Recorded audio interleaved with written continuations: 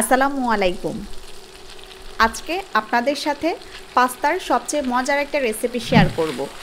এই খাবারটি পুষ্টিগুণেও ভরপুর, বাচ্চা সহ সব বয়সীদের জন্য অনেক উপকারী, সেই সাথে অনেক মজারও।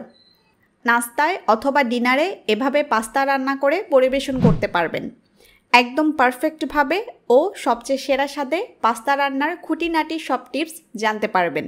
কথা না বাড়িয়ে চলুন শুরু করি ভীষণ টেস্টি ও হেলদি পাস্তা রেসিপি। পাস্তা রান্নার জন্য প্রথমে আমি পানি ফুটিয়ে নিয়েছি। পানিতে একবার বলক তুললেই হবে। এরপর ফুটন্ত গরম পানিতে দিয়ে দিব পাস্তা। এখানে প্রায় 200 গ্রামের মতো পাস্তা আছে। আপনারা পাস্তা বা ম্যাকারনি দুইটাই এই রেসিপি ফলো করে রান্না করতে পারবেন। পাস্তার সাথে সামান্য লবণ দিয়ে দিলাম, হাফ টেবিল চামচের মতো হবে। এখন পাস্তা ফুটন্ত গরম পানিতে ঘড়ি ধরে 5 মিনিট সেদ্ধ করব। পাস্তা কত সময় ধরে সেদ্ধ করবেন সেটা খুব গুরুত্বপূর্ণ। বেশি সেদ্ধ করে ফেললে পাস্তা ভেঙে যাবে, গলেও যেতে পারে। এক এক ব্র্যান্ডের পাস্তা এক এক রকম হয়। কোনোটা 5 মিনিট সেদ্ধ করতে হয়, কোনোটা 10 মিনিট সেদ্ধ করতে হয়। আপনি যে পাস্তা নিয়েছেন সেটার প্যাকেটের গায়ে সেদ্ধ করার সময় উল্লেখ করা থাকে, কিভাবে সেদ্ধ করবেন তা বলা থাকে। তাই পাস্তার প্যাকেটটা অবশ্যই পড়ে নেবেন। সেদ্ধ করার সময়টা জেনে আমার প্রসেস ফলো করে সেদ্ধ করবেন। আরেকটা গুরুত্বপূর্ণ কথা হচ্ছে, শুরুতেই ঠান্ডা পানিতে পাস্তা দিবেন না। পানি প্রথমে ফুটিয়ে নেবেন, এরপর পাস্তা দিবেন। ফুটন্ত পানিতে পাস্তা দিয়ে সময় দেখবেন এবং তখন থেকে সময় খেয়াল রাখবেন। নতুনরা পাস্তা সেদ্ধ করতে গিয়ে সমস্যায় পড়েন, তাই আমি বিস্তারিত বলে দিলাম। পারফেক্টভাবে পাস্তা সেদ্ধ করতে পারলেই মূল কাজ হয়ে গেল। বাকি অন্য সব কাজ খুব সহজ। তো আমি এখন 5 মিনিট পাস্তা সেদ্ধ করব।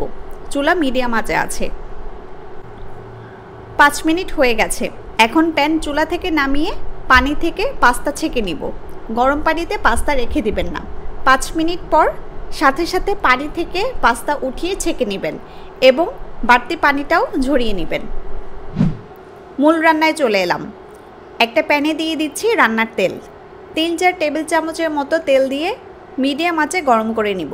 তেল গরম হয়ে এলে 2টা ডিম ভেঙে দিয়ে দিচ্ছি। সাথে সামান্য লবণ দিয়ে ডিম নেড়ে নেড়ে ঝুড়া করে নিব। এটা আপনারা সবাই পারেন। এভাবে ডিম ঝুড়া করাকে স্ক্রাম্বল বলে। 2 মিনিটের মতো নেড়ে চেড়ে নিলেই হয়ে যাবে।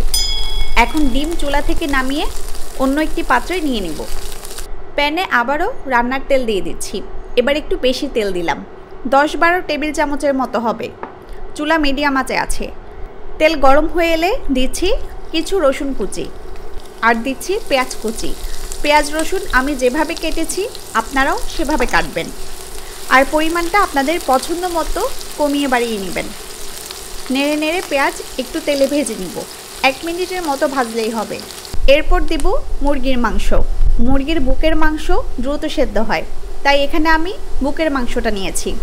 ছোট ছোট টুকরা করে কেটেছি। আর দিচ্ছি লবণ, 1 চা চামচের মতো লবণ দিলাম। এখন মুরগির মাংস কিছুক্ষণ তেলে ভেজে নিব।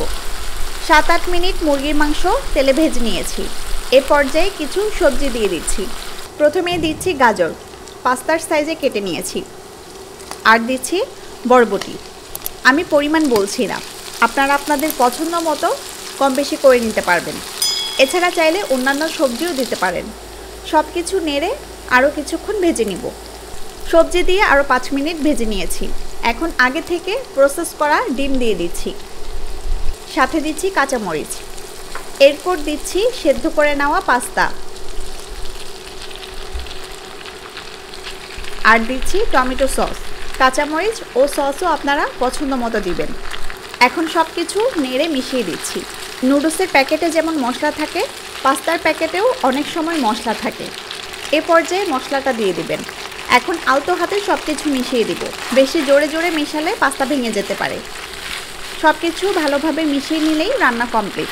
তবে চুলা থেকে প্যান নামানোর আগে উপরে কিছু কালো গোলমরিচ গুঁড়া দিয়ে দিব। হয়ে গেল ভীষণ মজার চিকেন পাস্তা। এখন গরম গরম পরিবেশন করতে হবে। এভাবে পাস্তা রান্না করলে সবচেয়ে বেশি টেস্ট আসে। আপনারা অবশ্যই বাসায় ট্রাই করবেন। কমেন্ট করে অবশ্যই জানাবেন কেমন হলো। আরও কী কী রেসিপি চান তাও জানাতে পারেন। আল্লাহ হাফেজ।